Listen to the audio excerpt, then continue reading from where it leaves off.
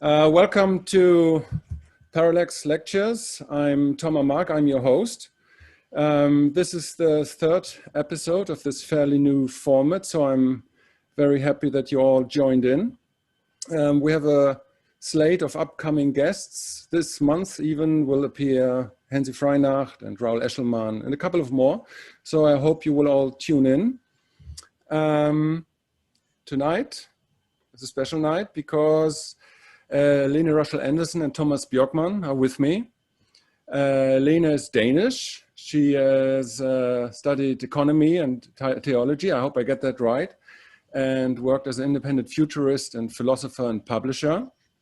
Tomas Björkman is Swedish, studied physics and macroeconomics, and is an entrepreneur, amongst other things. And they both wrote a splendid book, namely The Nordic Secret, which is now out in Germany, called Das Skandinavische Geheimnis.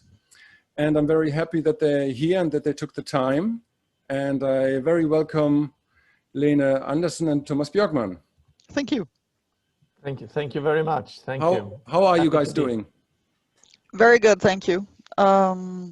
Fall is setting in here in Copenhagen, and it's getting colder. I still have a window open, so I hope we don't have a lot of noise from the outside. Right. How warm is it now? About 10 degrees, 9, right. 8. It's getting darker, so probably 7. Okay. But it's okay. We in Scandinavia, we have the advantage of having so much sunlight during the spring. But once you pass the autumn equinox, which we did a couple of weeks ago, then it becomes fairly dark. So right. The dark season. Right. From where are you calling in now? I'm calling in from Stockholm at the moment. Right. Okay. So I divide my time between London and Stockholm, but during the COVID times here, I have chosen to spend a lot of time in Stockholm. Right, right. I would have made the same choice. So without going too much into detail, are you happy with the COVID course your governments took, respectively? In retrospect? I'm super happy. So I think,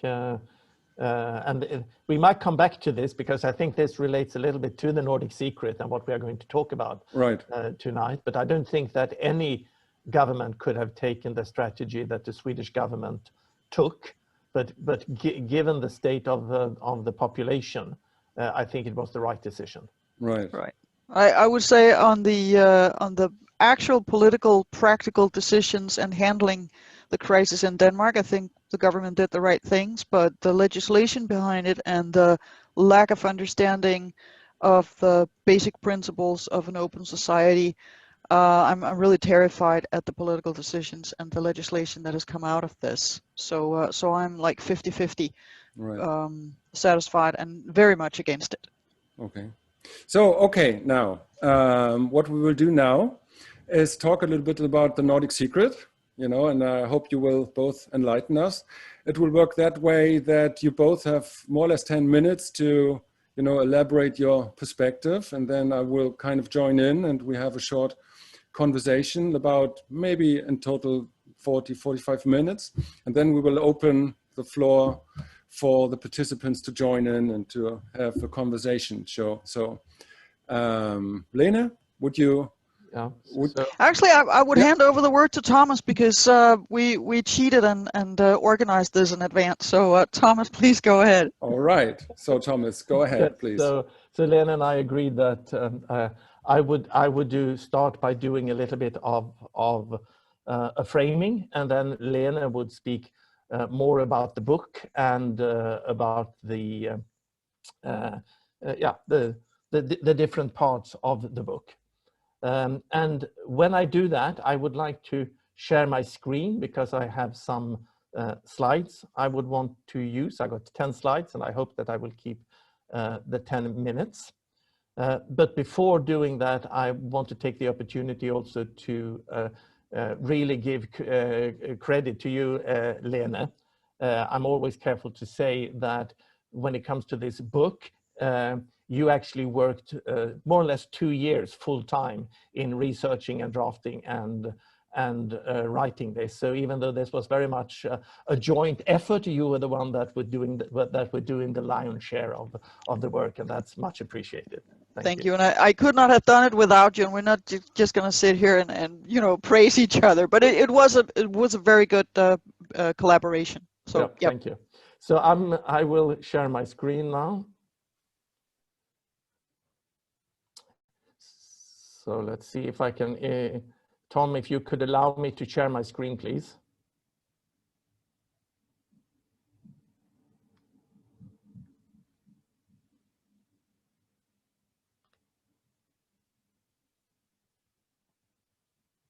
Thank you. Now it's working.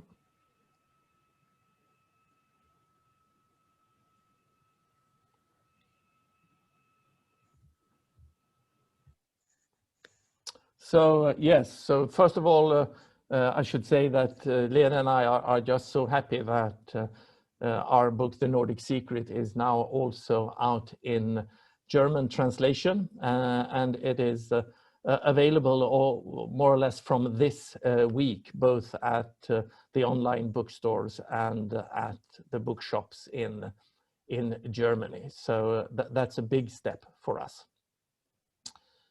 I would like to start by just reminding us all about the technological development, the exponential technological development that is driving rapid societal change. And some speakers and thinkers are talking about that we are entering into a VUCA world of volatility, uncertainty, complexity, and ambiguity. And I'm sure you are all familiar with this. And this technological development has, of course, given us everything that is appreciated in the modern society, like modern medicine and internet, and the fact that we can meet like this on an evening across countries and even continents. But then, of course, we have the backside of this rapid technological development that are showing up in many, many different forms in society today. And all these different crises that we see at the moment, from the political crisis, the economic injustice crisis, the crisis in democracy and in psychological health, I think that they are all just symptoms of an underlying, what I sometimes call a meta-crisis of our time. And of course, one could describe this meta-crisis in many different ways, but one way of doing it that is relevant to the Nordic Secret is to say that the core challenge to individuals, organizations, and society today is really that the increase in complexity in our outer world has to be matched by an increase in complexity in our inner worlds. And that is really a core insight. And that is a core insight that is valid today, but is also a core insight that many leading politicians and intellectuals had in the Nordic countries 150 years ago, when we were also at that time facing a period of rapid outer change and complexification of society and life. Another way to describe this is by looking at the world value studies that I'm also sure that most of our viewers tonight are familiar with. And to note the very extreme position of the Nordic countries. And to say, and we elaborate this in the book, that this position in the world value study is really to become very well adopted for the modern society. So the Nordic Secret is very much the story about how the Nordic countries managed to end up in that space so rapidly and so quickly, moving from the lower left corner up to the upper right corner. And the Nordic countries did that during a period that we might call a paradigm shift. It was a shift from a pre-modern society into a modern society. And the pre-modern society sort of went through a rapid technological development with the printing press and the Industrial Revolution and all of that. And that ended up in a turmoil that made this transition from pre-modern into modern society quite a bloody and turbulent affair in many European countries. But again, the Nordic countries managed this transaction in a very smooth and successful way. And of course, that had many reasons. But one reason, and the reason that is also very relevant today, was a focus on what some thinkers, Otto Scharmer amongst others, call vertical development. And that is really putting a focus on that in times of rapid transition like this, we need to increase our inner capabilities to hold this complexity. And of course, that involves learning new things. It involves understanding technology and being able to use technology for the common good. So certainly this increase in inner capacities that are necessary during those times contain a large portion of what some people call the horizontal development, learning new things, things that you can learn in school. But you also have this vertical development that is always important, but in times of rapid transition becomes even more important. And that is not so much learning new things as really expanding your capacity to hold change and hold complexity.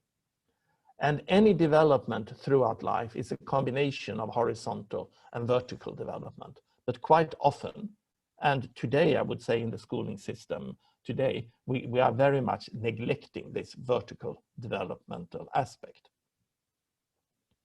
So what happened during this period in the Scandinavian countries, and that Lene will talk more about, is that we implemented a program to really support the increase in these capacities to hold and embrace and participate actively in change and in the development of the new society. And that method of facilitating these inner developments and development of these capacities was done under the name of Bildung and Volksbildung, which really means Bildung for the general population. And I believe that this is very relevant today again, because I believe that we are now again in a similar paradigm shift, where we are moving from the old paradigm, which is now modernity and its postmodern critique, that perhaps had its height in Scandinavia during the 60s, 70s, and 80s. And now through this rapid technological development with the internet, but also other technological development, of course, creates this period of turmoil when we are in this transition between worlds. And that we are now moving into something new that Lene and I in our book give the name a meta-modern world, but you might call it something else, but we certainly believe that something quite new is needed to be born. And then the question comes, what can we learn from how well the Scandinavian countries managed to negotiate the previous deep societal shift when we are now facing a similar today? My last slide would go back again to this chart of the World Value Study and just express it in a slightly different way, saying that before the modern world, all societies were located in this part of the diagram. And the Nordic Secret tells the story about how the Nordic countries broke out of that space, opened up a larger space, the larger space of modernity, and how this transition was facilitated. And that we now believe that we are at the edge of opening up yet an even larger space like this into a new paradigm, a new societal order. And the question is, what can we learn from the previous transition in this new transition that is opening up? So that was my 10-minute big framing of why I wanted to write this book together with Lene, and why I think this story is important also to our times right now. Thank you very much. Thank you. Thank you, Thomas. Would you make me the host again, please? Again? Yes. Yeah, a lot of stuff there. Yes, lots of stuff in 10 minutes. I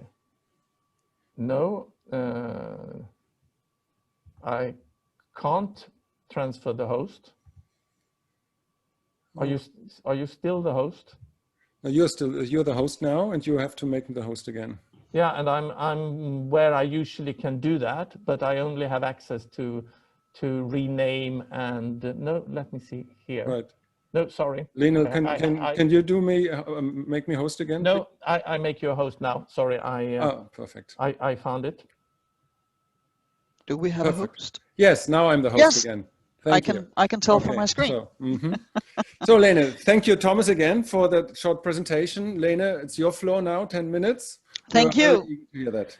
Yeah, so I'm going to do like 250 years in 10 minutes, and I'm going to start around 1700, when Europe was very, very different, and it was a feudal society, it was an agricultural society, and religion played a huge role. And part of this religion was a brand new thing called pietism, which was an inner emotional connection to Christ that was new in the way that earlier religion had just been sort of the traffic rules of society, but with this new pietism, and that's also where we have Bach's music, the personal emotions and the personal spiritual connection to Christ was a new thing. So there was a new focus on the inner world of the individual, and from this grew a new kind of philosophy, and Shaftesbury in England was one of the first people to pursue this, and talked about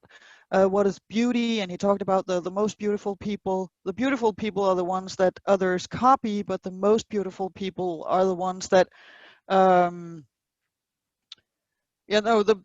the beautiful people are the ones that copy the right things, and the most beautiful people are the ones that others copy, so the most moral people. And Hume started writing about also what is our mind doing. And then one of the people who read this and who completely transformed the thinking in Europe was Rousseau, and he wrote the book Emile, which came out in 1762.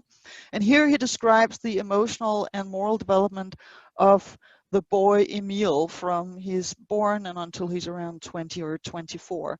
And that was like a Copernican turn in the European understanding of individual development, and that children are not just, incomplete adults, but they actually have an evolving character, and there's something going on inside them. So this was the brand new kind of thinking that Europe created until the mid 1700s. And in all of this period, the word Bildung was referring to a Christian Bildung. The image in Bildung was referring to shaping your character in the image of Christ. But here, during the Enlightenment and the mid 1700s, it then became a secular term.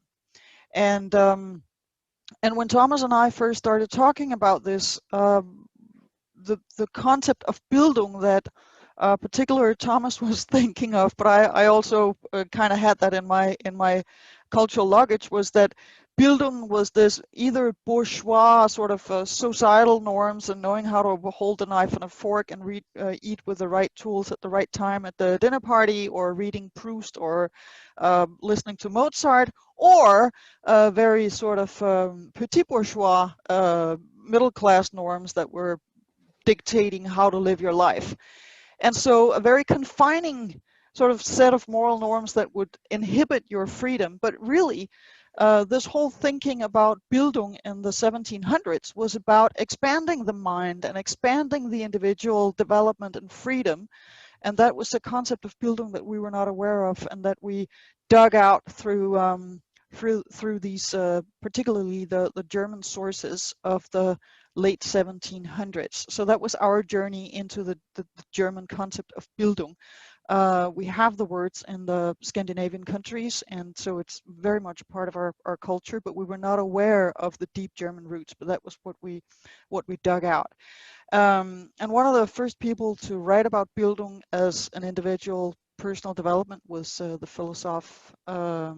philosopher Herder, and he published a book in 1774 called auch eine Geschichte über die Bildung der Menschheit, or something like that. My German is not the best, but I think I got pretty close there. The same year was when Goethe published The Sufferings of the Young Werther, and maybe Tom can pronounce the title in German and do it right. Okay, so we'll just leave that up to the German audience and remember what the German title of that was. But both these books... Das Leiden des jungen Werthers. See, wonderful. I love Europe. So, so this story about a young man in the feudal society, and he's of the bourgeoisie, and he wants so much out of life, and he can go nowhere with it because there are no career opportunities, and he can't move around in his life or do anything. And then of course he's in love with a girl, and she's already married, and he cannot have her. And then he makes, in pursuit of a job, he makes one social faux pas, and he's like out of the high society for good. And so I hope I don't reveal too much by telling that he ends up killing himself, the young man, not Goethe, but the young man in the Werther in the book. But this story was representing the frustrations of the young men, also some of the women, but particularly the young men in the 1770s in this feudal society. And it spread like a wildfire across Europe, this book, and it was banned in many European countries. He was like the first, it was the first youth revolt in European history. And that was really about Bildung. So Bildung is a revolutionary force that can change societies. And after Goethe, there was like Schiller and Fichte, and eventually Hegel and von Humboldt, and they were all gathered from around 1776, 8-ish, 79 in Weimar and Jena, and it was a hothouse of German thinking. And from there, it traveled to the Nordic countries, particularly in Copenhagen, where anybody who was anything was reading German as well as they were reading Danish, and they were reading all these German philosophers. The big change between the Bildung among the German thinkers and what happened in Denmark was that the Bildung thinkers in Germany were really just focusing on the bourgeoisie and their own political freedom, their own development, and their own opportunities in society. And it was very much a bourgeoisie thing. So there is this bourgeois connection to Bildung. But in Denmark, there was a pastor, and his name was Grundtvig, and he realized in the 1830s that it was really all of society that needed Bildung, and particularly the peasants, because they needed to understand that they were Danes and they were becoming citizens, and that they had responsibilities towards their country, and they needed a Danish sense of self, a Danish identity, in order to not revolt or do stupid things in these many new changes that were happening. So there are a lot of people who could see that things were changing. There were also revolutions across Europe, 1789 in France and 1830 across Europe, and also 1848. Denmark then got a constitution in 1849. It's a very peaceful process. We were just about to have a civil war in the duchies between Denmark and Germany, but it did become a war, but it did not become a civil war. But the main point is that in Denmark, this Bildung became folk Bildung. It became a popular movement. And the person who turned it into a popular movement was a teacher by the name of Christian Kold. And he invented the first folk high school that was an actual success and that was affordable for young farm hands and later also for young farm girls. And he opened that in 1851. And what he did, that was the trick, the magic bullet, was that he had a 5-month program. It was a boarding school. And he had realized that when he was teaching kids first for a number of years. And when he did that, the kids did not pay attention. When he taught them when he was supposed to teach them, they did not pay attention. But if he told them stories, they would listen. And so when he started his first folk high schools for these young farmhands who were aged 18 to 25, he started by reading heroic novels to them. So there was this Danish author who was writing medieval style or stories from medieval times with these heroic Danish men, and so these young farmhands could identify with that, and they got all fired up and were like, yeah, I'm going to be a proud Danish man. And so they had their spirit was awakened. And once he had them all fired up and interested in what does it mean to be Danish, what is my country, then he let them ask questions. Instead of teaching them what he thought they should know, he just let them ask questions. And for 1851, that was really, really radical. And so they got to know what they wanted to know, and then gradually he taught them new agricultural techniques, and he taught them science, and he taught them all kinds of stuff, and this became a movement. And when we get to around 1900, these schools had spread to Norway and Sweden, and also to Finland, and across Denmark there were around 100 schools, and about 8 to 9% of the annual cohort went to one of these folk high schools. And so this spread like a movement across Scandinavia. And that has transformed the countries. 1850, all the Nordic countries were among the poorest in Europe, and around 1900 we were among the richest, except Finland, which was under Russian rule and remained poor until they got their freedom. And then it took them 30 years to be as rich as the Swiss. And when you are as rich as the Swiss, you reach goal. So that was the Nordic Secret in I think 10 minutes. Perfect. Thank you, Lene, for that presentation. That was very enlightening. So what we do now, what interests me first and foremost is how did you both get connected with each other? And, you know, because this idea of the relationship between Bildung and development, this is a fairly new idea and something that we should learn in school, but don't somehow. So this is a thought I want to elaborate or to investigate. So Lene, what can you say something to that? How did you meet, and how did you get in, you know, this feeling, this idea that, you know, there are 2 points converging to each other? I mean, first of all, the Bildung, the original Bildung idea is the new idea that it is the vertical development and the horizontal development. And we lost the vertical aspect of this. Von Humboldt wrote about that. Schiller wrote about this. They just described it differently. But this emotional and moral development is what Bildung was about for them. But Thomas and I met in Stockholm. Thomas is one of the owners of a publishing company, and we were meeting at a roundtable kind of event. And during the discussions, we just realized that we were on the same wavelength. The others were talking about some very interesting stuff, but we had more issues we had to sort out. And then I think like 5 or 6 months later, for some other reason, I was in London, where Thomas spent most of his time before Corona. I went to visit Thomas in the afternoon, I think around 4 o'clock, and we were planning to go out for dinner at 6 o'clock, and we did. We went back to Thomas' apartment, and we kept talking, and we talked about all the stuff that Thomas showed on his slides, and we talked about the ego development and the Bildung, and we got into our first fight about ego development versus Bildung.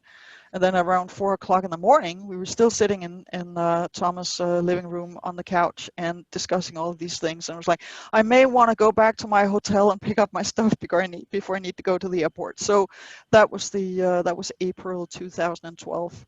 And I think Thomas should add what he would like to add to that story. Yeah. So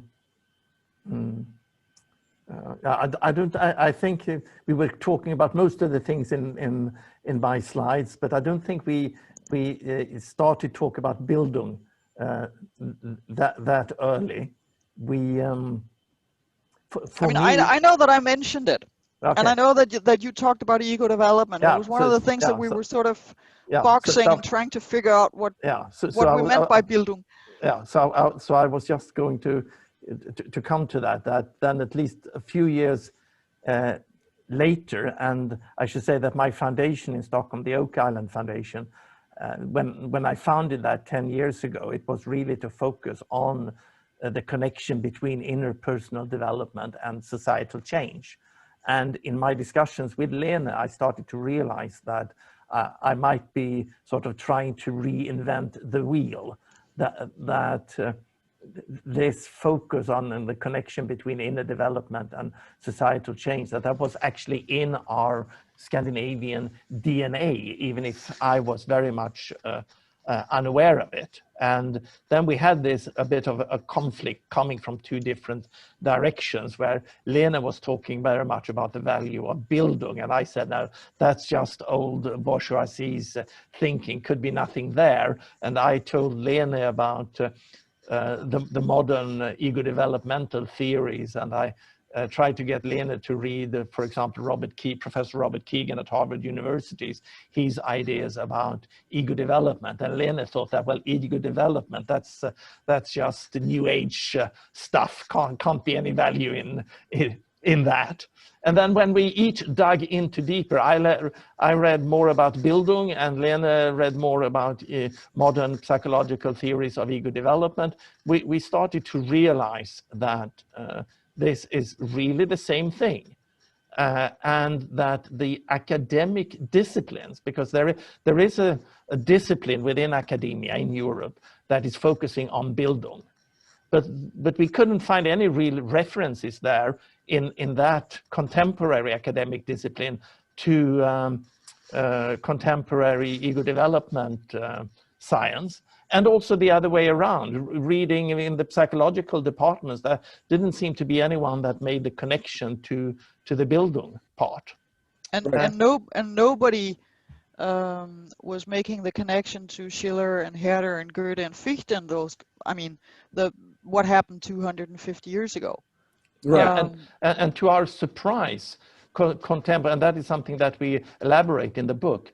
To our surprise, we found that the actual models of vertical development, of ego development, that Schiller and Goethe and von Humboldt was using and developing explicitly and tying them to the development of democracy, that those models of ego development corresponds almost exactly to contemporary ego development, psychological, empirical research and modeling. Okay, so could you please, for the listeners who don't know about development of ego stages and all of that, could you elaborate how exactly and how we could see that, how we could observe them? Well, like how do they manifest each other? Yeah, I'll let Lene do the detailed.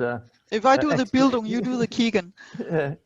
Yeah, I was just going to do the both by just saying that in both these traditions, a very important step that we can take as young adults or as adults, but many people in society never do, is to go from a way of operating where you are dependent on an external authority for your own self-worth, for recognition, and also for moral direction, to take the step to become inner directed, to connect with an inner compass and not being dependent on an outside authority. And this important step is identified so clearly both by the German and idealist philosophers and also in contemporary adult development of psychology. And then you can talk about other steps, and we elaborate that a lot in the book, but that is one very important step. But what would you say, Lene? Yeah, I would say, just to sum up Keegan, I mean, Keegan has 5 phases, and so he talks about the early childhood, late childhood, teenage years where you're self-governing, and then adulthood where you can and should become self-authoring, and then there's sort of a grandparent phase where you become self-transforming. And so let's just call it phase 1, 2, 3, 4, and 5.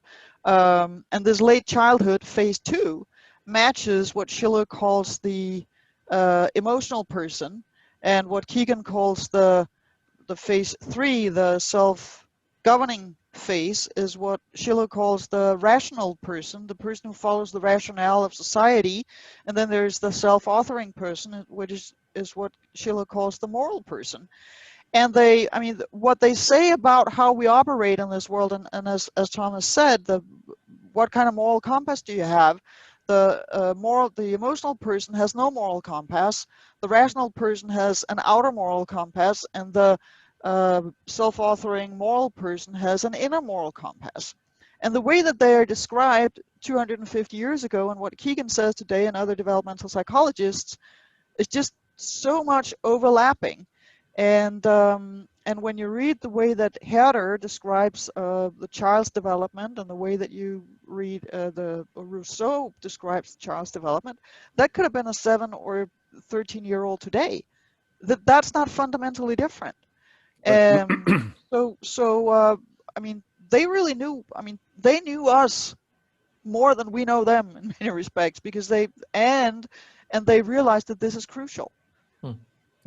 And then I think one more, just continuing there on how the starting of us writing this book. So one insight that got us starting writing the book was this insight that Bildung and modern psychological development, that you go to retreats at SLN or other places today to go on this inner vertical development journey, that this was really describing the same thing. That was one thing. But then the other insight that really made something drop in me was that when Lene and I found at the Royal Library in Stockholm this newspaper article from 1889, where one of the founding fathers of Sweden, of modern Sweden, or the founding father of modern Sweden, Hjalmar Branting, who was the first social democratic prime minister in Sweden, and he was prime minister 3 times, and he got the Nobel Peace Prize together with a Norwegian guy for taking the initiative to form the League of Nations after the First World War. I have always associated the social democratic movement and the building of the people's home in Sweden, as they called the project, as a totally materialistic project. For me, this was the fight for 40 hours work week, fight to have a paid vacation, fight to have decent housing. But then I find this frontal figure in this process, Hjalmar Branting, writing when he was 29 years old, and he was writing from prison because he was imprisoned because of blasphemy, because he was arguing for a secular society. And back then, in the authoritarian society of Sweden, back then, that was enough for you to get in prison. But still, he writes something like this, and I'm paraphrasing now, that we social democrats have been too much focused on the material aspects of life. They are, of course, necessary, but they are only a prerequisite for what is really important, and that is spiritual development. And he's actually using those words in Swedish, andlig utveckling, which in German would be geistliches Entwicklung, or spiritual development in English. Yes, he concludes, we have to take humanity to a new developmental level. And this was for me completely unheard of. Right. That sort of some sort of secular inner spiritual development was at the core of this project of building the modern Swedish society. And that got us really starting to investigate what was this about. Where did these ideas come from? And we soon realized that they came from the German idealist philosophers. And not only the Germans. You mentioned in your book one astonishing example from Ibsen, I guess, about Nora. Sure, absolutely. When she fights with her husband about her rights, and because she wants to leave, to recount the story, and the husband, Torvald, is his name? Torvald, yeah. Yes, and he says, well, you can't leave the household because of I'm your husband, and you have your duties, and you have a child, and she says, yes, I understand them, but I have also the rights against myself and the duties against myself, and I have to do my own work and my own stuff, and I have to find a way to equilibrize those two things, and you clearly see the echoes centuries later in feminism, you know, and what we now in developmental terms describe as modernism and postmodernism and all these movements. And well, yeah, and I think the most funny part was that the actual wife of Ibsen, because he initially wrote a different ending where she came back to Torvald, she said, well, if you write that, I will leave you. Yeah, if Nora doesn't leave, I will leave. Yeah, exactly. And so that is like a very interesting example of how literature, or an author like Ibsen, like catch the spirit of what we're now describing in developmental terms. You know, you have to be able to self-author and to create your life and to try to find to overcome all the contradictions you have in yourself and to be the own author of your own life, basically. Right. What I think is really crucial, because I mean we live in a time where there's so much focus on the individual. And I think it's really crucial to point out that you need to go through the whole process. You can't just, be 12 years old and say, hey, I'm going to be self-authoring and then do whatever I want to do for the rest of my life. There's a crucial part in the middle, which is becoming a team player, the rational person, the self-governing person. And that is why we send children to sports, so that they learn to play by rules that others have made. That's why you can benefit from playing an instrument in an orchestra, or joining the Scouts or a choir, or playing theater, so that you learn to align your emotions with a bigger group, and not just feeling your own feelings, but actually internalizing the expectations of others and the rules from society. And then you can step out of that and become self-authoring. And I mean, we all want to be surrounded by team players. We also all want to be surrounded by self-authoring people, but we do not want to be surrounded by self-consolidating, emotional people who can only see the things from their own, what benefits themselves. Stage 2 and 3, right? Yeah. So I mean, you really want stage 3 in there before you go to something you call stage 4. So okay. And also recognizing, just building on that the self-authoring person is not the end of the developmental journey. That you have at least this 5th stage that Lene was referring to as the grandparent stage, which very few people today in society reach, and usually at the age of being a grandparent. But you have exceptional cases, and more young people are actually able to, and young, then I mean under 40, are stepping into that mind. And I think that in this rapidly moving world where we almost are entering into a constant cultural transformation, we need a lot more of those people who can really also take a perspective on this, both personal inner development, but also take an external perspective on cultural development and cultural shift. And again, according to the developmental psychologist, that is really when you need this sort of 5th way of making meaning and seeing the world. Right. So you mentioned the big word metamodernism as a possible way to deal with these kinds of complexities, and I don't want to let it go past. So what is that?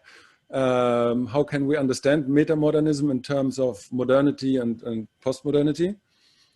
So I would say there are 2 definitions of metamodernity and metamodernism, sort of major terms out there. And metamodernism it started as a cultural theory of this sort of double feeling of, I live in the postmodern world and have an ironical distance to everything, and I can't really connect with anything genuinely. On the other hand, I do need the modern world and the science, and there are things that are important. You can't just, shrug your shoulders at everything. So there's this sort of ambivalence between the modern and the postmodern, and that has been integrated into the metamodernism. So when people talk about metamodernism, they are usually only referring to an integration of the modern and the postmodern. Some refer to a pre-modernity before that, but that's just everything that went before the modern time. I talk about metamodernity, and by that I mean 4 cultural codes. So there's the postmodern, deconstruction, ironical distance, perspective taking that we have learned over the past 10, 20, 50 years. There's the modern cultural code of equality, science, human rights, equality, and focus on facts. And then there's a pre-modern world where what we know today as religion and patriarchy and the big aesthetic and existential spiritual traditions developed. Some of them are still around, and we know them as Christianity, Islam, Buddhism, Hinduism, Judaism, these big religions. There are others, minor ones as well. And these developed during the Bronze Age and the Iron Age. And then before that, there is a prehistoric indigenous culture. And each of these cultural codes, the prehistoric indigenous, the pre-modern, the modern, and the postmodern, also refer to group sizes. So these are the cultural codes that developed as societies grew in size. And when I talk about metamodernity, I talk about integrating the best from all four of them into a possible future. And it is very much, I consider it very much a maybe like a map where or a drawing or a model that is worth aiming for. We can create it if we want to. And by taking the best from all four cultural codes, I mean, for instance, that from the prehistoric indigenous culture, intimacy in small group sizes. I mean, now we're 3 people on the screen. We can read each other's body language. If we bring in the rest of the people in a moment, there are 17 people, I see that now. We can more or less, because the screens are too small, but otherwise, had we been physically together, we could have, read each other's body language and had eye contact within a very short time. So we can regulate the social interaction by doing that. We cannot do that if we're 300 people or 1,000 people. And that's where the prehistoric, the pre-modern religious way of keeping societies calm are developed. So with 1,000 people or more, 10,000, 100,000, you need a shared narrative in order for people to share moral values, in order for there to be internal peace in a society. The problem is that they usually use all the other societies as the sort of enemies in order to say, we're the good people, we have the right moral norms, they are the bad people, we can kill them and we can steal their whatever it is. And then in the modern world, we have million-strong societies, but we also have different means of communication, and that's why we can have democracy, that's why we can have public debates, that's why we can have public schools and libraries and theaters and all these institutions that allow us to carry a democracy. And then in the postmodern world, that is where we have people migrating from one culture to the other, and that's where we need to be able to see our own culture from the perspective of others. So the best things to take away and with us into the future is the ability to read body language in small settings, the aesthetic traditions and the rituals around the big transitions in life, and also the existential philosophies that are embedded in these religious traditions, but not in the political arena. In the political arena, we need the infrastructure of democracy. And then in our social norms, in a postmodern society, in a multicultural society, we need to be able to be woke, but not turn it into this sort of totalitarian ideology where you cannot have any of the modern and the pre-modern and prehistoric elements. On the other hand, if you took the political, so to speak, political infrastructure of the pre-modern society and applied it to a country of 300 or 400 million people, you would call it corruption, because that would just be the 20 people in one family ruling the country and reading their own, each other's body language, and that would be the political infrastructure. That would not work. I mean, it does in some places. They just have to apply a lot of violence in order to keep the power. So we have to be aware of what group sizes are we dealing with and what kind of power structures are appropriate for that. And that is to me what metamodernity is about. And so we do not develop this so much in the Nordic Secret, but we do mention it, and because of the Nordic Secret, I wrote more about it afterwards. Yeah, you wrote a very, very accessible short book. I just coincidentally happen to have it right here. See how thin it is? Very, very. It is accessible. I would just add two things to what you just mentioned there, Lene. And the first one is that when you tell the story, it can seem so obvious. So I just want to say that it can seem obvious, but it is not obvious because historically this has never happened. So the way that history played out was that in each of these transitions, the new, what you call cultural code, the new society, has always been completely rejecting the previous stage or stages. So when we went from a prehistorical indigenous culture into the big religious society, the pre-modern society, then everything that was coming before became heathen and heresy. And you just refuse that.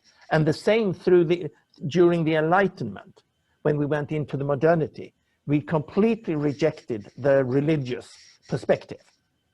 And we also then, of course, rejected the importance of narrative and the importance of myth. So we just rejected all of that, and the indigenous. And then, of course, the postmodern reaction to modernity, which is a very, very philosophically sound reaction and with a lot of insights. But the main problem there is that you completely, again, reject modernity, and you completely reject the science. You do not just say that science is a very specific language that can answer specific question. No, you end up saying that language is just, that science is just a language game amongst many. It's just one narrative, and you reject everything. So the new thing with the meta-modern perspective is that you do not reject what has come before and invent something new, but you actually integrate. And using a popular phrase, what you do is in each stage is that you try to transcend but include. Right. You transcend and you include. So that is one thing, that even though this seems obvious, this is not how history has played out at all. This is something completely new. And the other thing I wanted to say is that the other thing that is new today is that these shifts in cultural codes or shifts in paradigms that we have gone through historically so far, they have been many, but they have mostly been random. And most civilizations have crashed. But even when the Roman Empire crashed, that was a partial crash of the global system, and other parts could then thrive. Now we are at a transition where I believe that we cannot rely on trial and error. Right. Because if we fail now, it will be a global failure and a global collapse. It could even be an implosion that would mean the end of humanity. So now we need to do this in a conscious way. So another aspect of the meta-modern perspective is that you become conscious about this, both historical evolution of society and our personal inner evolution and development through life, and how these interact, and what we can do today to facilitate the emergence of the next civilization, so to say. Right, Thomas. A last question before we open up the field for questions. So given that these cultural stages of pre-modernity and modernity, post-modernity, maybe meta-modernity, like are emerging and somewhat correlate to these ego stages of development, which you just mentioned from Keegan. So if you could give some concrete examples how these kinds of ways of dealing with the world can actually help to deal with the with the complexities and crises that we are facing now. I'll let Lene elaborate on that. I just want to start saying that Professor Keegan has a term when it comes to organizations. He's talking about that we need to create deliberately developmental organizations that focus on both the individual and the organizational development. I would say that what we need to do today is to develop a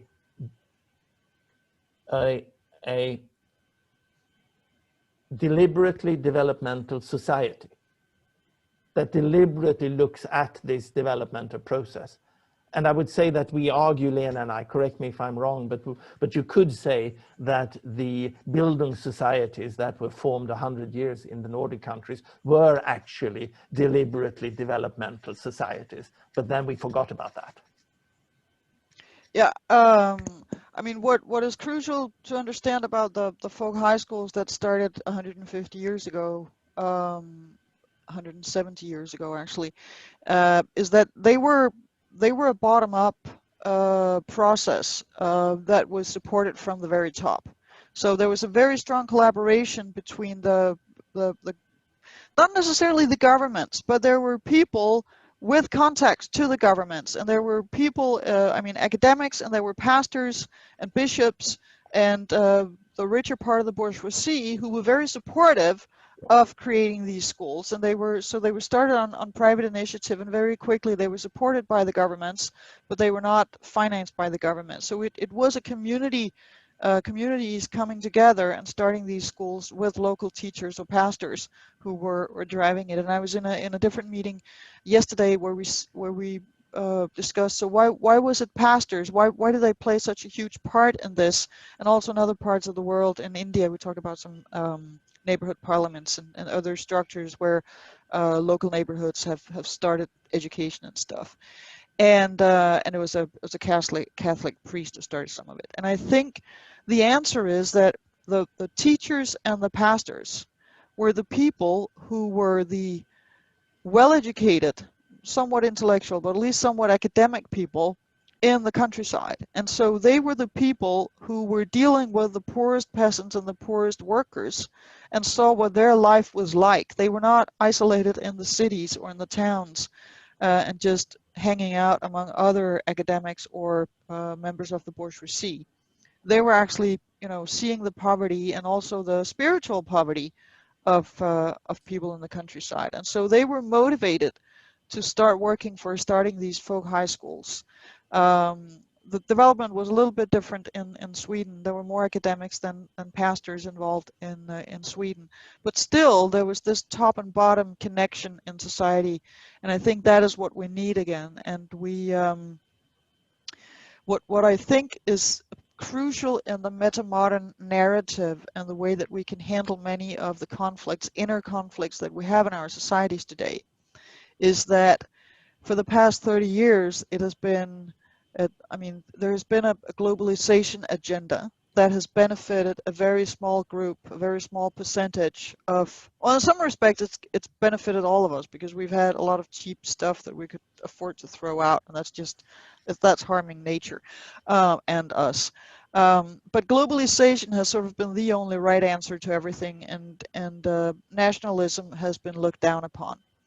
And I don't think we should look down upon nationalism. We should look down upon national chauvinism and any kind of chauvinism, which is a group think that looks down upon other people outside of the group. But I think it's a good thing when people love their nation and they care about their culture in their country and the indigenous culture where they are. And we need to understand that throughout society. We also need to understand the importance of continental collaboration and global collaboration. So there's a model that we have in the Nordic Secret, which is circles of belonging. And so what we need is that we need to expand our circles of belonging. And if I can just describe them, the 5 inner circles are: the first circle is me, my ego, myself. Then there's the family within which I grow up. Then there's my peer group. Then there's the family that I established myself, so family 2. And then there's the local community. And all of these communities are real. That's where I either know who's in it, or at least I know of, more or less, of everybody in it. But beyond that is the nation state. And I don't know everybody in the nation state. But still, through narrative, I have a sense of, okay, I'm willing to pay taxes for people, millions of people, to send their children to school. I'm never going to meet them. But it's important to me that their children, go to school as well. It's also important to me that they have health care. And in case somebody attacks my country, that we share a military that can protect us. So we have a sense of shared fate. And that comes from storytelling. And so we're now out in the so-called imagined communities. It doesn't mean they're not real. It just means that they're based on our imagination. We imagine that we belong together. And then beyond the nation state, there is the cultural zone, and then there's universal principles, and then there's the planet here and now, and then there's the planet in you know, all of eternity, where we're coming from and where we're going.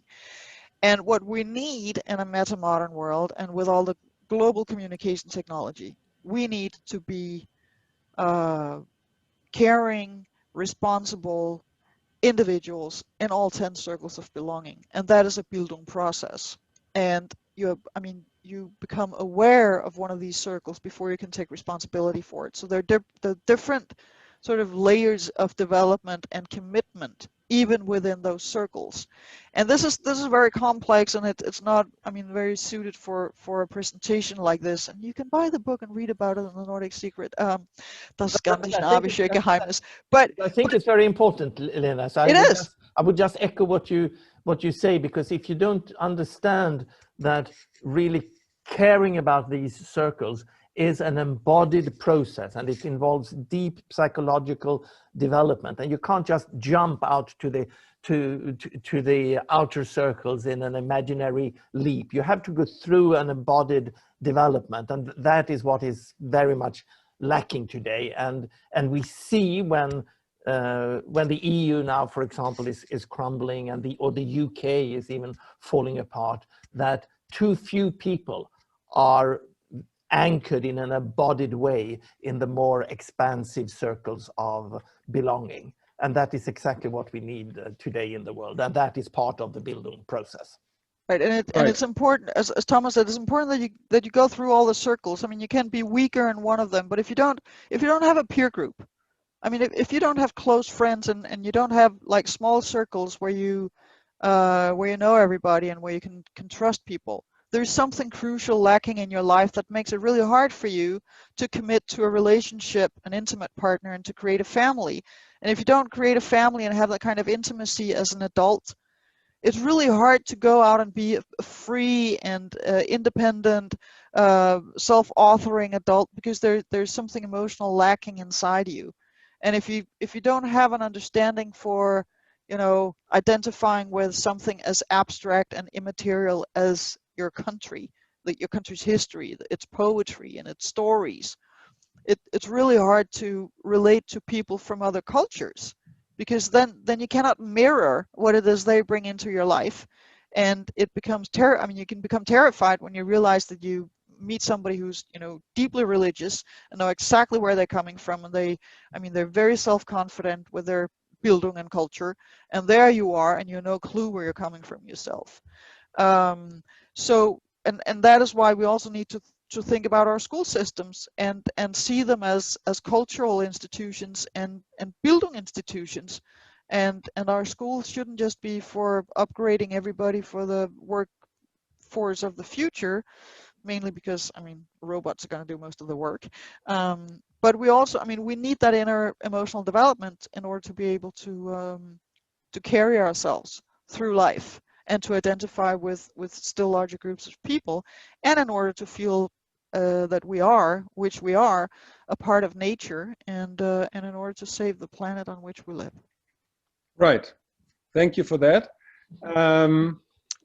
What we'll do now is like open the floor for all the participants so they can ask questions. Let me just change the settings here.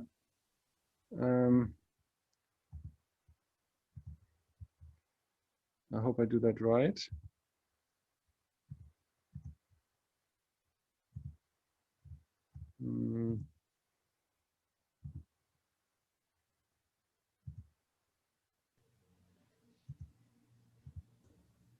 So let's see how that works. So I think everybody should be able to talk now, more or less. Hello. Hello. Hi, everyone. Great to see you. Hey, guys. That was wonderful. Thank you. Thank Thank you. you. So, are there any questions from the audience at this point? Sure. Go ahead. Hi, Thomas and Lene. Good to see you. Good to see you. I wish I could see you, but I see your picture. Oh, that's okay. We'll connect. So the big question that I have, you all are talking about more profound relational coalescence, okay, on the different levels and the expanding spheres, and totally get it. And of course, I can map it to my stuff too. My question for you, though, which you've also written wonderfully on, you know, I'm a fan of this, is your analysis of postmodernism. And so my question is to challenge you to help somebody like me with topics or tactics. So we have these postmodernists in the United States. So I'm Chuck Pazeshki. I'm in Washington State. I'm actually in Reno, Nevada right now with my sons. But the challenge that we're facing is that our postmodern community is incredibly relationally destructive. And I would really like to help move things along toward this relational coalescence, which you're talking about, but I'm at a bit of a loss how one might start. And so I was curious if you had, from your insights on writing about postmodernism, you know, what do you think we should kind of do? Let me just say that first of all, the let's call them enthusiastic, if not aggressive, postmodernists. I think, I mean, there are a bunch of 50-plus-year-olds in academia, but mostly it's college students, and it comes with the age, and they're still in the self-governing phase where you need a very, it's a very black and white worldview. It's a very us versus them worldview, and they're trying to find their own way in society. And I think that I mean, it definitely is a huge challenge, but I think that the best way to do it is on an individual basis, and show them something of value from the modern and the pre-modern world, and perhaps even from the indigenous world. I mean, how many of those young people have spent a night under a starry sky and woken up and lit a bonfire in order to cook breakfast? I mean, there's also a whole generation that's just stuck in the cities in front of the screen, and I think that we have not. I mean, we're the adult generation who brought them up, and so there's we have a huge responsibility here, and I think that showing them that there are alternatives rather than, you know, attacking them head on. I think that also challenging them then on their own worldview, and saying, so when did you last take an outside view on your worldview?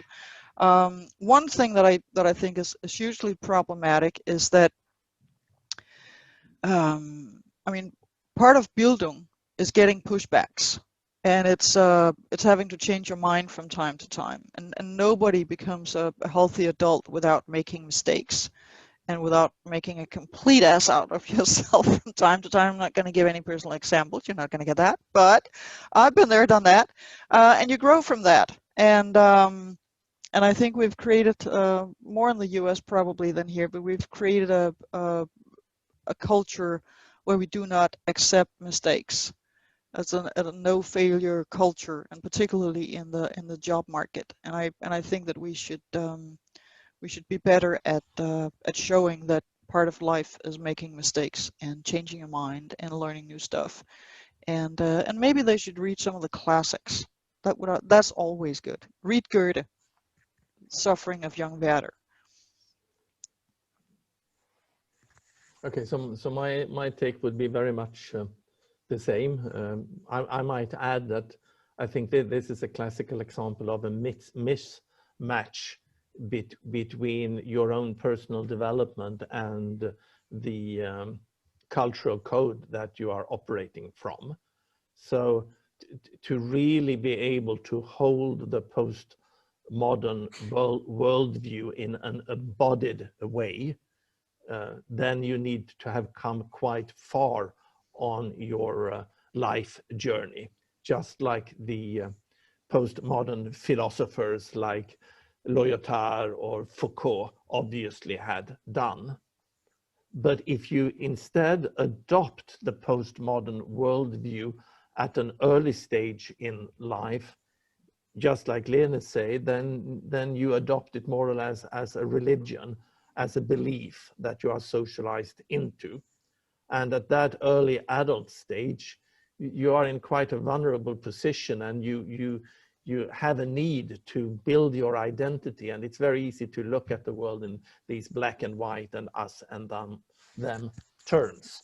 So I think that there is very little to do directly with those individuals. I think it is society, and not the least academia, that needs to adopt a developmental psychological view and to realize that you need to go through all these different steps, and that before you can start to really appreciate the postmodern critique of science and reason, you need to pass through a stage where you are really taught to appreciate the values of reason and modernity and of science. So to avoid this fallacy of rejecting the previous stage, but actually going through the stages one by one. And when you are going through the stages one by one, and also realizing that you are on this developmental journey, then you would hold these perspectives with a little bit more humility. I mean, the question really is, are you tolerant, or are you socialized into holding tolerant norms? Yeah. And Thomas and I have actually discussed that with regards to the Nordic countries and the World Values Survey, because I mean, the reason why the Nordic countries are up in that right-hand side top corner, is it because people are actually tolerant, or are they just reproducing tolerant expectations, or expectations of tolerant ways of expressing oneself? And there's a feminist wave that from time to time I would say is not that tolerant, but it claims to have all this tolerance. So I think you have to be able to sort of deconstruct that as well, and we can use postmodernism for that. And that was like taking the whole thing to another meta level. So that is using a postmodernist deconstruction on postmodernism itself is usually a healthy thing. And I would point again at what Lene said earlier here about the fact that the climate that is now created at some of these campuses with a lot of these postmodern thinking is a climate where you are actually shielding these young adults from views, expressions, and anything that could offend them. And that is, of course, not supporting a developmental journey, because you need to have your views and also your emotions challenged to a reasonable extent in order for you to develop and grow. And you need to create a safe environment to do that challenging. So yeah. And one thing that I mean, it's actually a conservative norm, which is showing considerance for others, and considering other people's emotions, and being polite, and part of modernity has been to reject everything pre-modern and these moral norms of politeness and consideration. So there is also a freedom of speech aggressiveness in the modern environment, whereas like I have the right to say anything, which of course is also what the postmodern woke movement is protesting against, because then you actually, I mean, if you do that from a position of power and privilege, which is actually out there, but if you just with power and privilege claim the right to say anything, then you are being part of an oppressive system, and that is a fair and just critique. So this is very complex, because in the postmodern world, whether you are, I mean, whatever ethnic background you have, gender, economic status, and so forth, there's an insistence that there cannot be any hierarchies. And so we have a number of value systems that are interacting at the moment, and we, if that is presented by an age group that is inclined to see the world in black and white, that makes it very complicated, particularly when the actually tolerant people, the 40, 50, 60 plus people, cannot grasp it intellectually and don't share the vocabulary. I mean, that I think is the conflict that we're in. So everybody has a little bit right, and everybody is struggling with the complexity of the current world. And I think metamodernity can help us there, or at least create a shared vocabulary. Right, there's a text question here. I will read it. What does the wider discussion look on the 21st century skills look this year during COVID? What has changed? Are we making progress? Did you get that, or should I read it again? Try again. What does the wider discussion look on the 21st century skills this year during COVID? What has changed? Are we making progress? I don't think very much has fundamentally changed. The only thing that the really big, I mean, it's a terrible situation, and it's horrible that we're in this sort of insecure situation, and people risk health, and our economies are suffering, and people live in insecurity and suffer from anxiety and stress, and that's bad. Existentially and philosophically, it has not really changed anything yet, as I see it. And that's a problem. I think that 5 years from now, there's a huge risk that we will look back and say, how come nothing changed? But this is an opportunity for actual change. And what I find really, really positive is that suddenly our governments could stand up to the market. And suddenly it was more important that we had functioning societies and that people were not kicked out of their homes than we had, low national debt and kept the wheels going. So the one thing that I really think has come out of this is that governments actually stepped up more, some countries more so than others, but that politically there was a will to act against the market. I think what's going on right now is a bit confusing, because at the same time as again, this rapid technological change, you see the political confusion in the UK and in the US, and on top of that we have the COVID crisis. That makes a lot of people act out of a mindset of fear.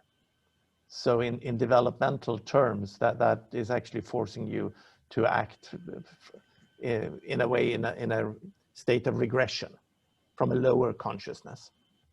So we see this drop in consciousness in many of our countries right now.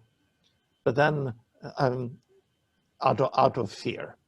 But then at the same time, we have some sort of awakening, and the interest for sort of a next paradigm, or an interest in what might come after a postmodern worldview. What would a postmodern worldview look like? The interests for those questions, and I would even say an awakening, is happening also at the same time. Even if it's very, very small in percentage of the population, it's actually quite rapid. Quite rapid. And the people that I meet that are interested in these issues have doubled, tripled, quadrupled during the last year. And that I find very promising. So at the same time as there is a drop in the consciousness levels that we are acting from out of fear and turbulence, at the same time there is an awakening. And which one of these sides that will sort of win this this battle or game. I don't know, but I think that we are coming to this sort of proverbial bifurcation point where our civilization cannot just go on with incremental changes, that we hit a wall where we either have to break through and step up, or we will face a breakdown. So it's a breakthrough or breakdown moment that we are coming up to within perhaps 10 years. And I think that's where metamodernity can be of great help, because one of the main points in metamodernity is that nobody's going to come and take your culture away from you. And I think a lot of people have heard over the past 30 years, even though that is not what politicians and decision makers have been saying, but what a lot of people have been hearing is that we're coming to take away your religion, we're coming to take away your national sense of identity, we're going to come and take away your favorite foods and your traditions and all these wonderful things that allow you to make sense of the world. And now we're just going to be one big global community in one big global economy, and you better just adjust to that. And of course, if you say that to people, or if that is what people think they're hearing, then people are going to suffer from anxiety, and they're going to be angry, and they're going to try and defend what it is that they know and care about. And so it's really important for any kind of leadership, decision makers, policy makers, to be very clear that we're gonna preserve as much as possible of the meaning-making cultural and cultural infrastructures that we already have and know, and then on top of that, or around that, and underneath that, in order to carry that, we're going to build more and new structures, new institutions, new ways of doing things, but we're going to do our utmost so that everybody can keep many of the things that they really care about. There are things that we can't continue doing, which is use as much oil and gas as we're doing right now. We have to find other energy sources, and we have to I mean, we are already online, and we're on Zoom right now, and we don't even know where the algorithms are hidden, and what kind of satellites all of this is going through, and what kind of power structures, and who owns this. So we need new institutions there as well. But a really important message is that people can keep what they, I mean, the meaning making that they have, and then add to that. But in order to do that, we need new educational institutions. We need new public service, radio, podcasts, television, internet, social media, where and also job opportunities, so that people can actually provide for a family and have a meaningful life and a productive life and an empowered life, where people feel that they're in charge of their own destiny. And that I mean, that is hard to find for a lot of people right now. That is part of COVID. That's a lot of what is happening due to the COVID. Right. And so it's really important that we address that. I would just add one thing to that, Lene, and that is for that strategy to work, we need to have societies that also are supportive of our inner personal development, because we can keep our religions and we can keep our nations as long as we do that from a more developed perspective, and where we avoid entering into an us and them relationship. So we need to transcend that, and that is, we shouldn't hide that is a big problem today with many parts of the way that, for example, some religions are actually lived, even if that is not the message of those religions, that they make people think in us and them terms, and that is something that we need to overcome, not by rejecting those religions, but being able to hold those religions and those traditions from a higher developmental space. Right. I think Mr. Saunders has a question. Yes, hello. Tim here from Liverpool. I've been hoping to make contact with both of you for probably a year or two now, but I've only just summoned up the courage to connect with you properly. I just happen to have a hard copy of the tome, so I'm glad we've gone back onto video mode for me to seek some approval. Good. But as yet, I've not read it. Sorry? Body language. Yeah, body language. Yeah, I've not read it cover to cover, but now I feel there's more of a connection. That's a motivation for me to do so. And one of the things that resonated with me was what you were saying about the circle of belonging and the importance of that. Because for me personally, I've spent the last few years kind of rerouting myself in a particular place, having been a nomad for the whole of my adult life. And that's very significant for me at the moment. So I'm kind of feel like I'm working more locally in Liverpool for the first time in my life. But the question is really to do with what you were saying about the kind of top-down and the grassroots bottom-up connecting together, and the way that we can somehow act as catalysts in that process. So I just wanted to ask you both personally, just for an example of what you're actually doing to make that connection and make that happen wherever you are, whether it's Denmark, Sweden, or even London in Thomas's case. Thomas, do you want to go first? I know what I want to say. No, you go ahead. I'm not sure that I understood the question 100%. So if you go ahead, Lene, I might. So I mean, it's about connecting the top and the bottom in this education, Bildung, personal development agenda. And I mean, first of all, we've written the book and started this conversation, and from that grew in Copenhagen a group of people who contacted me and wanted to start something, and we started a think tank called Nordic Bildung. And through among other things, Thomas Network in Berlin, that brought us together with some people in Germany. I met with some people in the Netherlands who started the Bildung Academy in Amsterdam, and we have now created the European Bildung Network, and you can just look it up, europeanbildung.net, and so we celebrate a European Bildung Day on Europe Day, May 9th. We've done that in 2019 and 2020. We were a bit surprised by the COVID and had to move it online like everything else. So what we're doing right now is trying to connect with the education and Bildung infrastructure that is already present on the European continent and the UK. We still consider you part of Europe. So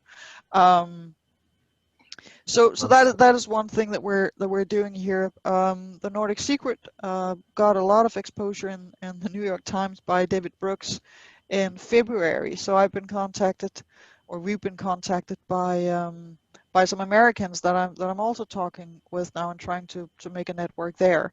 So on both continents, people are really in different strata of society and with extremely different backgrounds, curious about this Bildung thing and what you can do with it, and it's a beginning. And whether we'll be, you know, a big hit and the talk of the town on two continents 2 years from now, or 10 years from now, or everything will just fizzle out in 6 months, I don't know.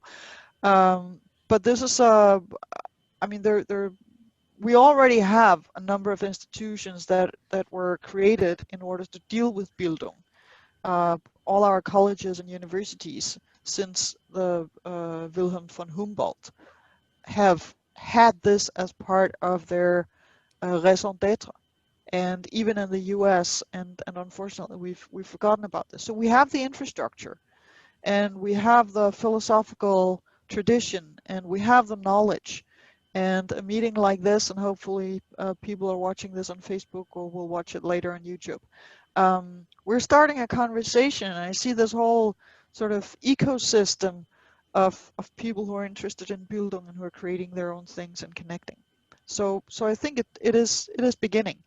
And I mean I spend my full work time, daytime, some of the evenings as well, like now, on this agenda, and it's a very rewarding and meaningful. And I haven't had this much fun in years because I meet so many interesting people and I really enjoy it. And I think that's the other side to this, that whenever you start, working with Bildung and in Bildung and dealing with Bildung, you meet people who are really involved in not just the education and the personal development, but also in political empowerment, because that is really what Bildung was about in the first place. And so at the European Bildung Network, we had a European coffee house yesterday, and you can join it if you're a member. And we just had a conversation about this, and that was actually where we're talking about this thing with the pastors.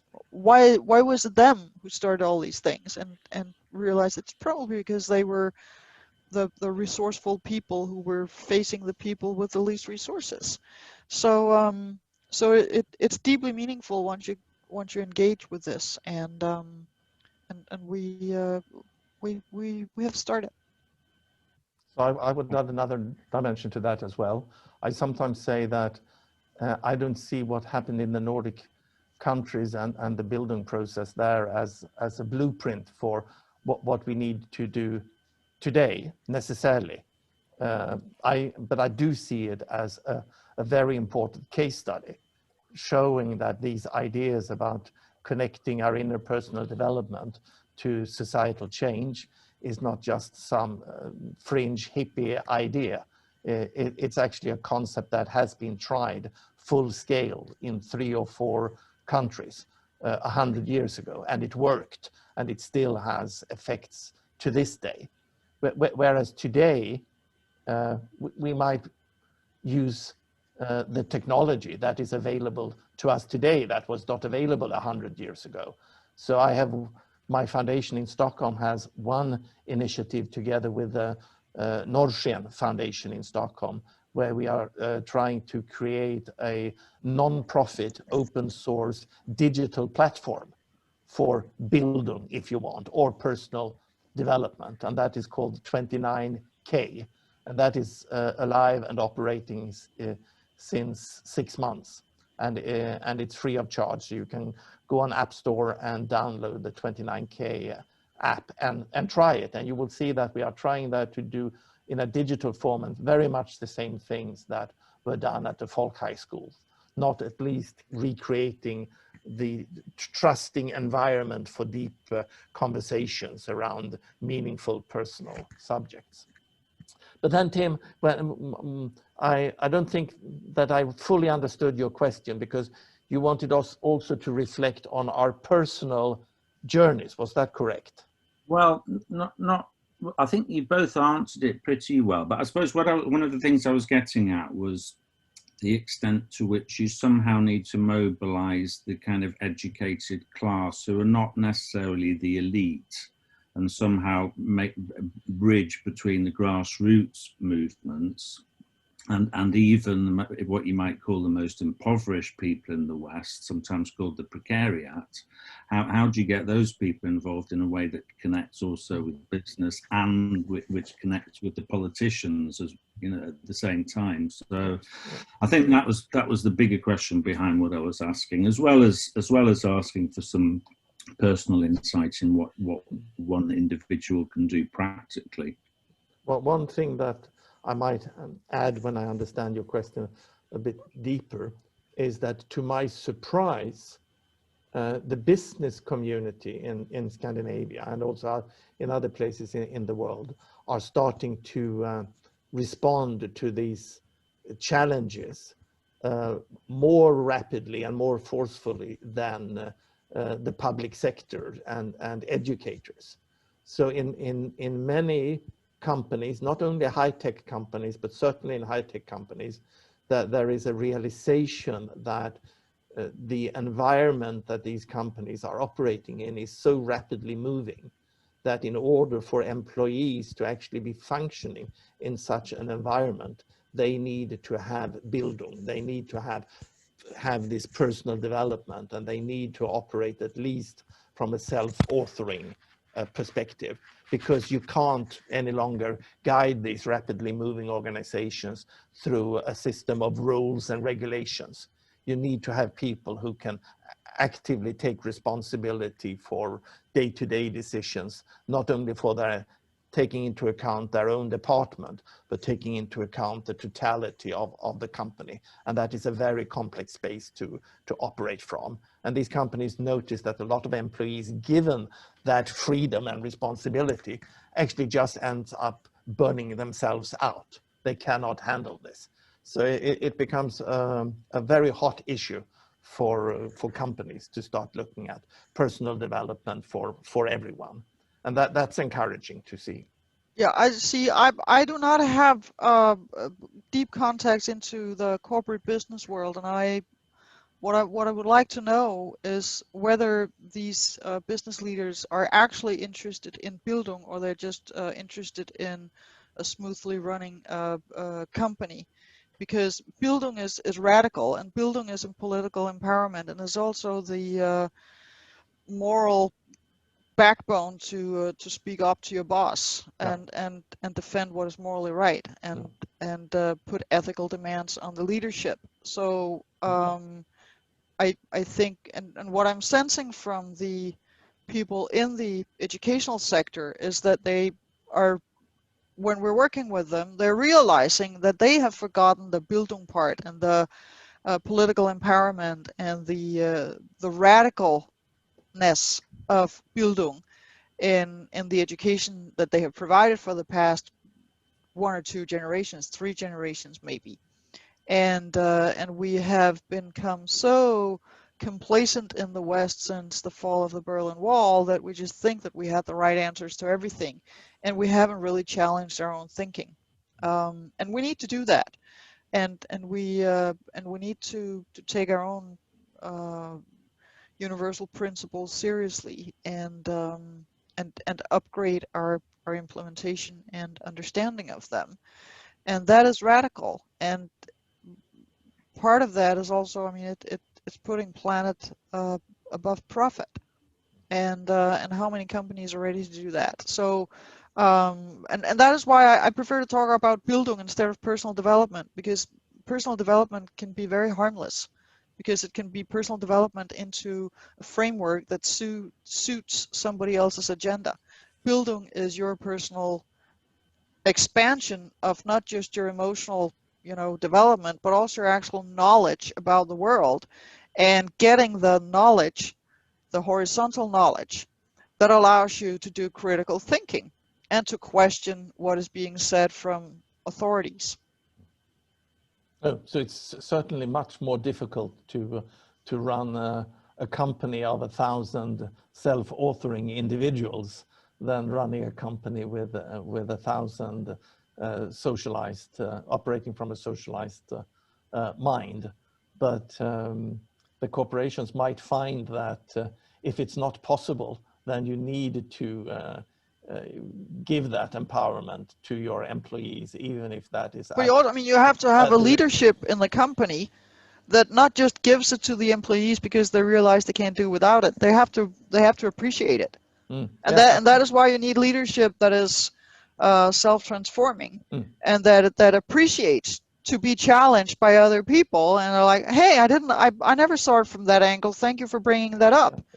And thank you for proving that what marketing has been doing for the past 12 years, and for which we spent millions of dollars or whatever, turns out to be wrong because somebody just pointed out where we completely misunderstood something. So Lene was just referring to this 5th grandparent level. And I totally agree with Lene that we need to see business leaders in their 40s developing that capacities in order to be able to hold and develop and appreciate organizations full of people that are and they're probably only going to do that if they make some major mistakes. Well, there's Andrew Sweeney, my co-collaborator from Parallax, who raised his hand for a question. Andrew?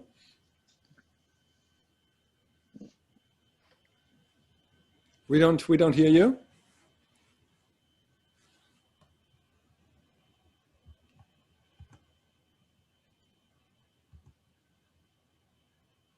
All right, am I unmuted now? Yeah, Yeah. now you can. My apologies. Yeah, that was wonderful, and I find myself really excited by what you're talking about, especially the concept of Bildung. As I think you're correct in saying that it's much more important than self-development. That there might be a problem with the term self-development, and there might also be a problem with the term, self-authoring. And what I'm noticing actually is what gives me a lot of joy recently is collaborative ventures with other people, maybe one or two people. Like it's a dialogical offering, excuse me, rather than a self-authoring. You know, I used to be a musician and I was almost a solo artist. I was on the stage by myself, and that's less appealing to me now. And I also see other people doing that, like somebody I do a podcast with, John Vervaeke, when he writes a book, he writes a book with 3 people. You guys wrote your book together. People are sort of writing books together or creating, and that, so I want there to be more stages before the grandfather stage, right?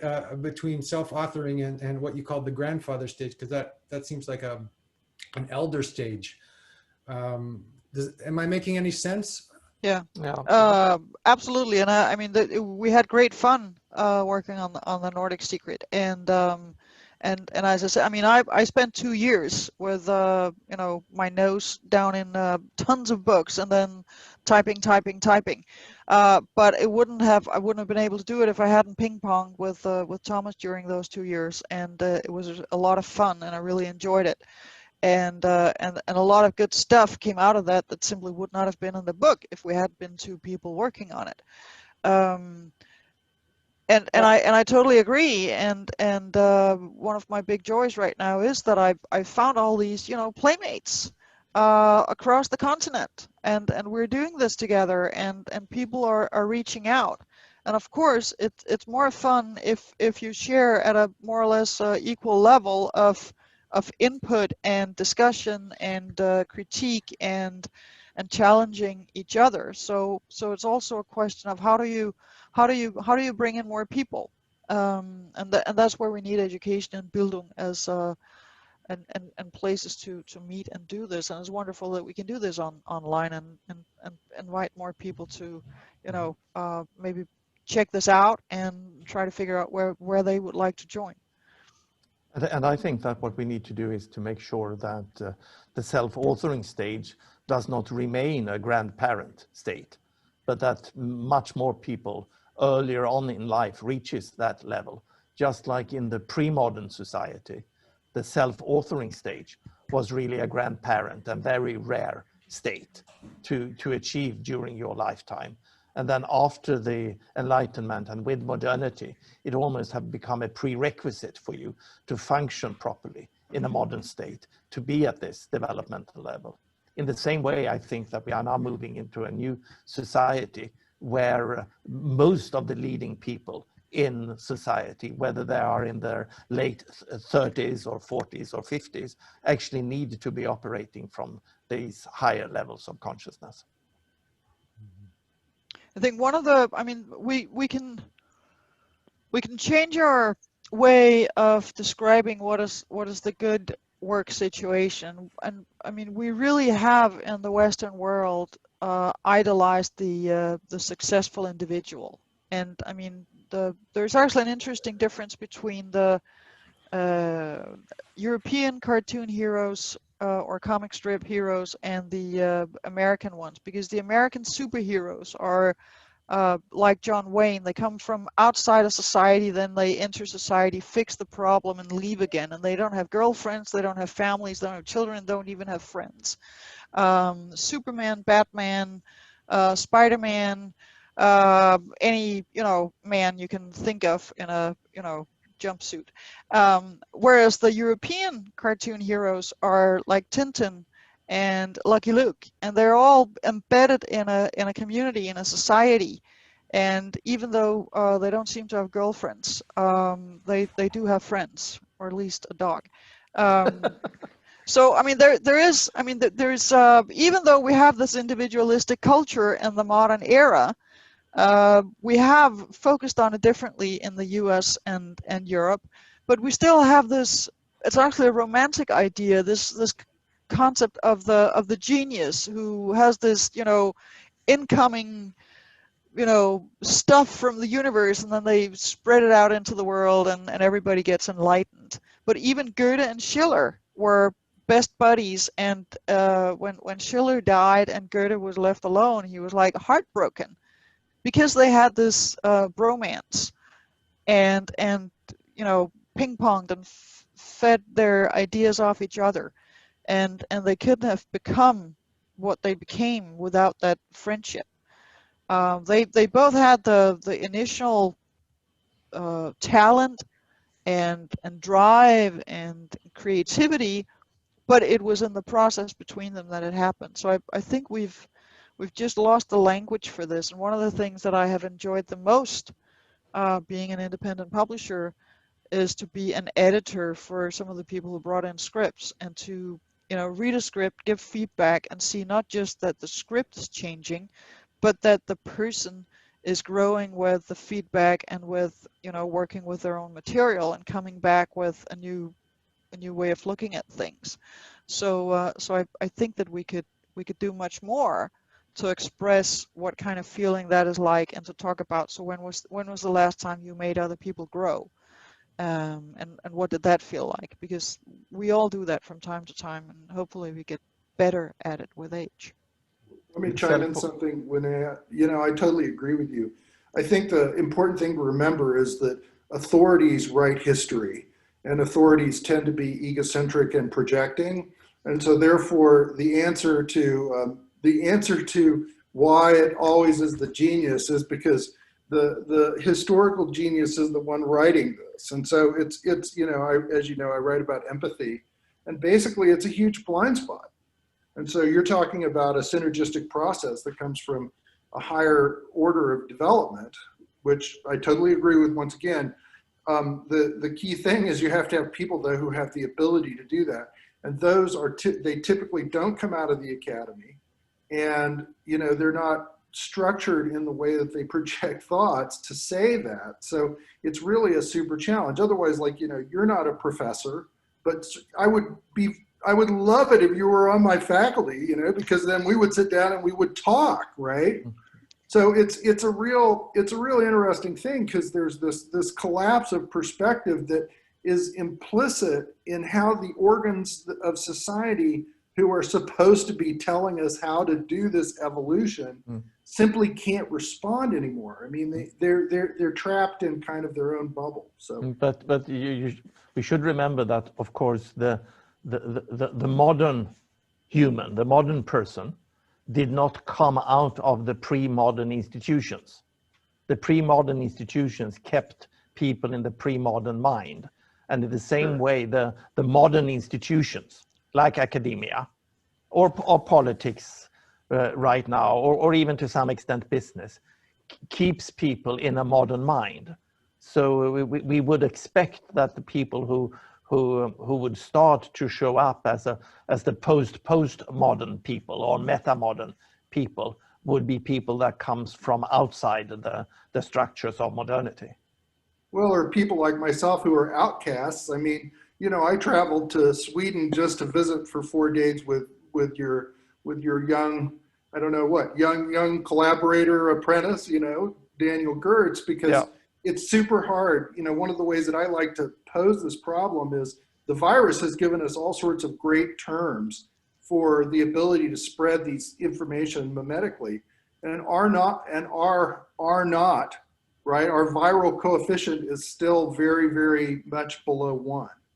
It's a super challenging thing to think about how to spread some of these more ideas. I mean, there's this weird social professor like me who will pop out to Sweden, and I'm going to. But I'm optimistic. I'm optimistic. I certainly see in Northern Europe, these things do not yet go viral in the general population. But I think that we have left the stage where it's just a few intellectual nerds and outcasts, in marketing terms, the innovators that are meeting up and meeting each other. I'm now seeing a space of early adopters waking up.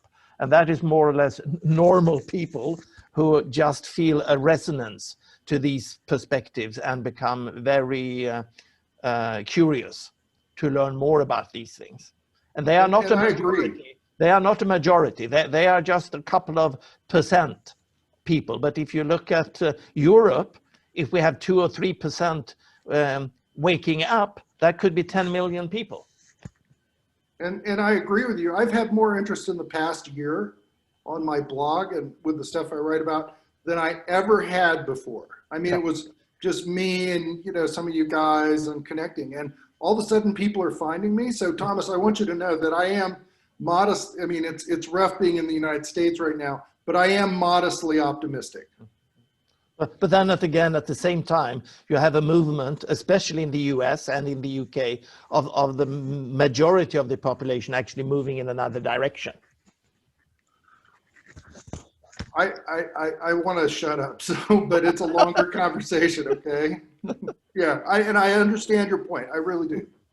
Oh. We're dealing with it. David Green.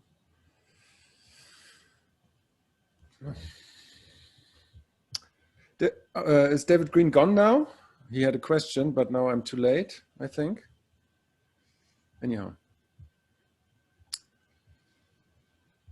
I can ask a question anyhow. What steps would you like to see others like us take in the world? Are there specific groups doing good work to spread these actions?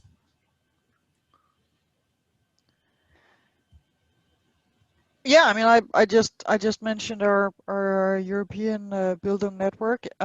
We are trying here in Copenhagen to make a popular movement where we combine, I mean, where we make a different kind of, you know, like town hall meetings and debates and discussions. And for the past couple of weeks, every other Sunday, I have Sunday morning from 10:30 to 12 had these philosophical Sundays where we combine, we have a theme each time. And so we combine a short lecture by a scientist with some reading from a text or several texts from our shared cultural heritage, and some songs, some music. And usually we would have communal singing. We cannot do that with the COVID, but we've had an actor who then sing some of the songs. So we brought this together, and I've been hosting this. And the first one was about the humans and trees, our relationship to the trees. So we read the part in Genesis about the tree of knowledge, and then we read from the Norse mythology about the Ask Yggdrasil, the tree of life from the Viking mythology. And then we had 2 children's songs about the forest. And then there was a guy telling us about trees and how they can, you know, pull water from under the ground and, you know, hundreds of meters into the air, or I mean, not into the air, but into the leaves on the top of the tree.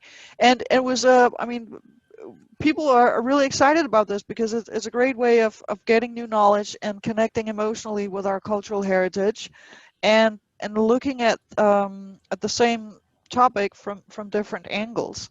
And so we're experimenting with ways of having events and discussions and adding an aesthetic dimension to it. We've also had some town hall discussions with 3 or 4 panelists and group discussions, and I've made a satirical songbook with satirical communal songs. And there we used to serve a snack that was thematically connected to the content. So we had one about Trump's America, and we served peanut butter sandwiches, and a lot of people here in Copenhagen had never had peanut butter before. So I mean, we try to play with this and give it different forms, and the challenge has been before COVID, and now even more so, but before COVID, we could not explain what it was we wanted to do, and we could not tell people what this think tank Nordic Bildung is about or was supposed to be about. But now we have the book about metamodernity, and we have the book about Bildung, and we have made a number of events, and gradually people are beginning to, I mean, anybody who's been to one of our events are like, oh, that was great, and there's like a lot of energy coming out of it. But then when they try to tell their friends what they've experienced, it's like, yeah, then we were singing this song, now how did it go, and what was it? And then there was somebody talking about this, and then we had peanut butter sandwiches, and it just sounds like a mess when you describe it to people. But when you have curated the program carefully, it actually works, and it becomes this emotional connection to cultural heritage with a satirical twist and an ironical distance, plus some science. So we're starting to make what I would call meta-modern events. And I hope that we can sort of package the program so I don't have to be the host every time, but more people can take over. Yeah, and my angle would be that yes, in real life events, that is what is shifting people, and of course my foundation takes its start in our island, the Oak Island, Ekskäret, where we have these retreats, and we try to do this in real life and in an embodied way. But it's difficult to just recommend all of you and the listeners in the future to come and join us at the Oak Island outside Stockholm or in Copenhagen. So I would suggest 3 other ways to engage. And again, I would say download 29K and have a look at that and spread the word around 29K. Have a look at our media platform Emerge with the URL whatisemerging.com, where you can find a bit of inspiration about what people are active in this field and what initiatives are happening. And then I would also recommend an initiative that I'm involved with on the YouTube, the Rebel Wisdom YouTube channel, that is also bringing perspectives into this space. Right. So we would have time for one more pressing question, if there is some. So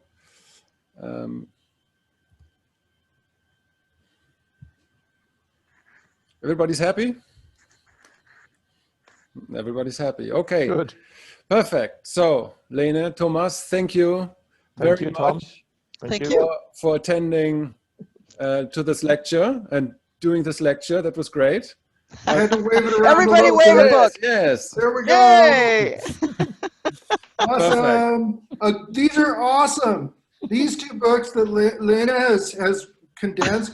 I love you too, Thomas, but these 2 are far easier to hand to somebody than either of those big ones. And you know, I've been reading and working and thinking through this, but I just really want to tell everybody this little book and the meta-modern book, the meta-modern books are fantastic to read and give to friends. They're wonderful. Buy plenty, buy plenty. Fantastic. Yes, and thank you all for attending and taking the time and indulge us with your attention, basically. So I hope you will come next time. We have Daniel Goertz and the Freinacht coming up, and we have Raoul Eschelman, the creator of performatism, coming up. There's another postmodern theory standing well firm next to integral and metamodernism and all of that. So you can find all that on the page Parallax / magazine.de, where you found this event. So I hope you have a great night and you enjoyed this a little bit. And so thank you for coming. Thank you all. Bye. Bye.